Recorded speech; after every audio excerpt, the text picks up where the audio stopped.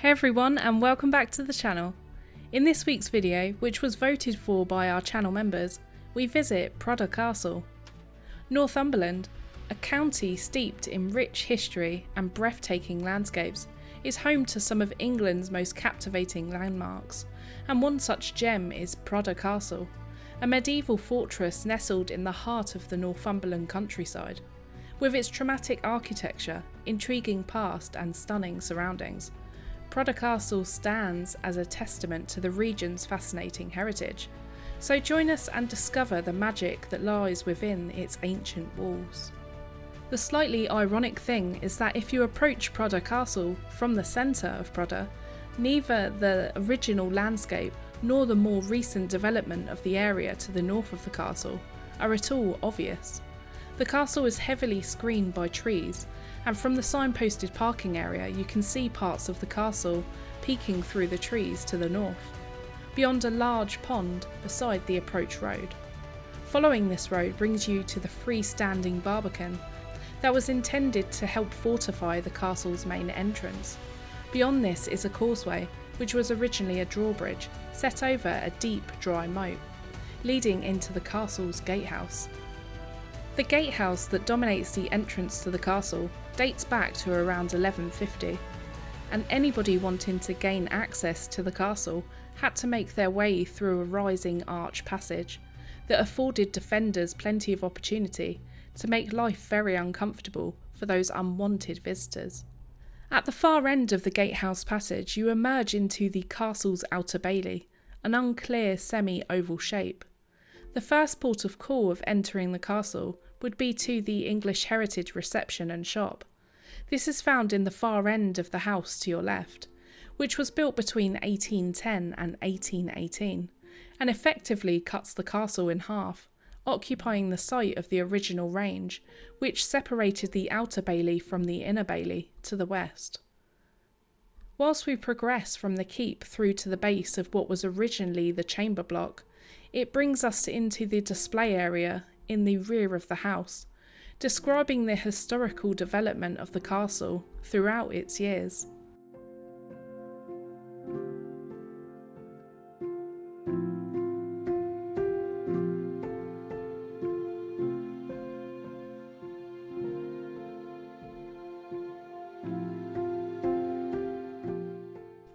You're able to work through a series of rooms on the ground floor of the house and two more on the first floor, which are now given over to the displays of artefacts that were found during excavations at the castle, and one of those rooms to a themed activity area for younger visitors and for school visits.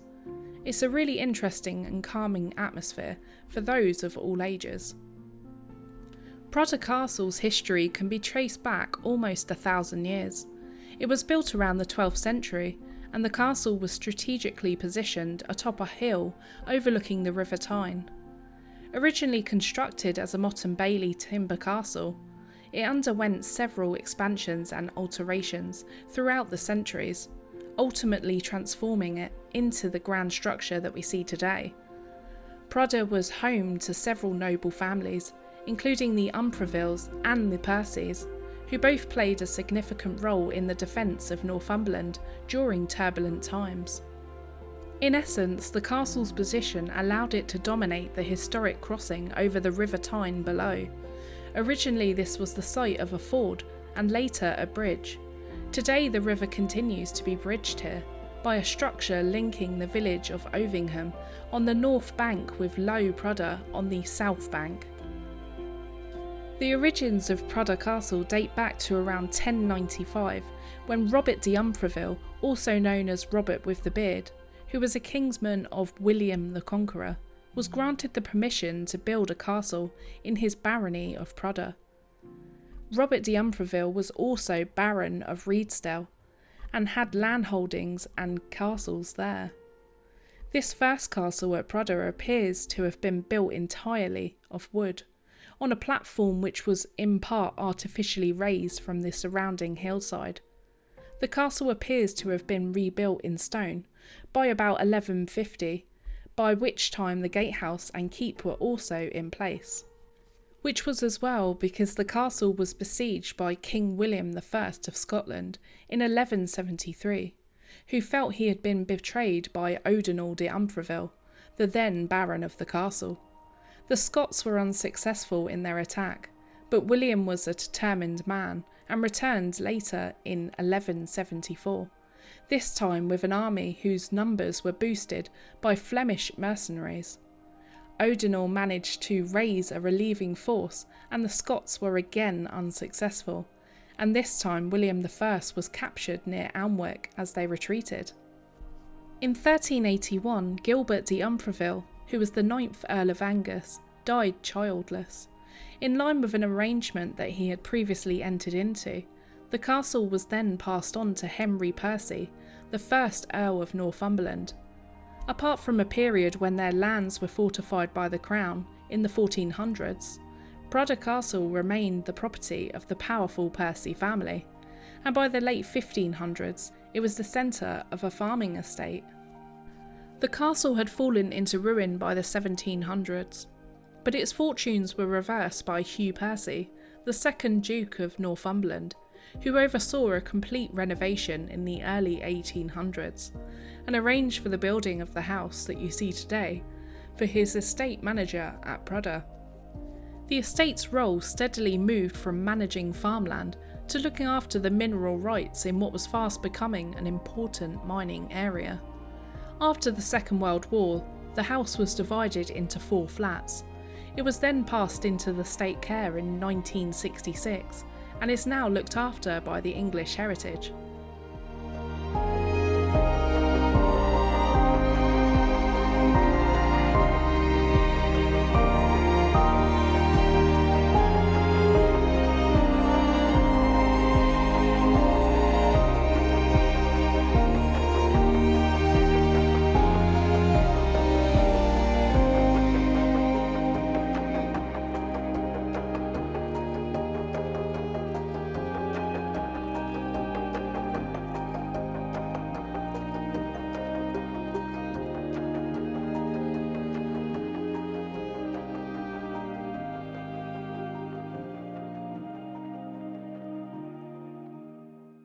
After visiting the museum, we head back out into the Outer Bailey, where it is possible to enter inside a chapel on the 1st floor of the gatehouse by a staircase that's set into the wall immediately to its west.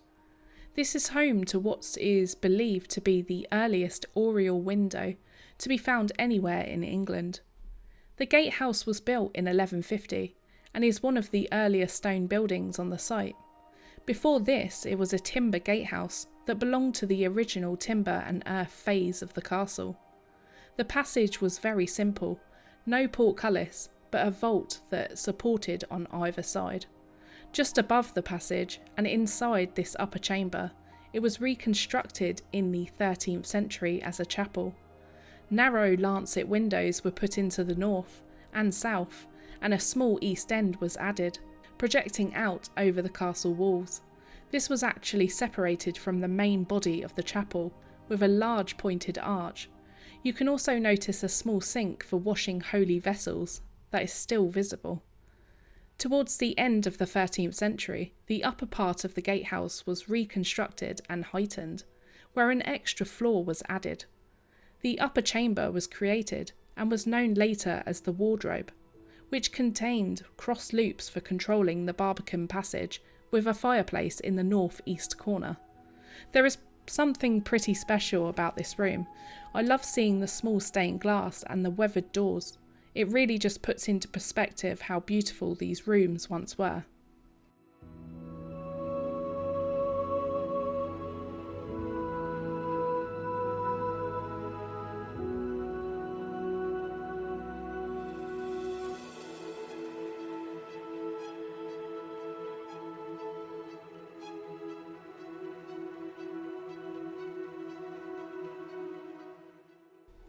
Whilst exploring the outer ward, you can view the remains of the large Great Hall, as well as the remains of several of the castle's buildings. The Great Hall measured 60 by 46 foot and was built by the Percys when they took over the castle, but by the end of the 15th century, a new hall was built into the west to replace the existing one. At the east end of the hall is where the kitchen, pantry and buttery were all together with all of the other service rooms. All of the visible remains that we see in front of us are from different time periods. In the mid-1500s, a brewhouse was built against the small east tower, and the other ranges of buildings which have now disappeared once occupied the inner face of the southern wall of the ward. The castle is not just simply a stone structure, it holds countless stories within its walls. Imagine the bustling activity that once filled the Great Hall, with feasts, celebrations and political discussions taking place amongst the nobility. The castle's intriguing legends, such as the ghostly tales of the Grey Lady, who is said to roam the castle grounds and wander the empty corridors of the castle.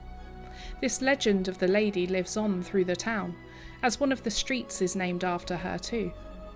Other sightings are of mystical white horses that gallop around the inner court before vanishing into the air, and the chanting from the monks in the castle's lonely chapel.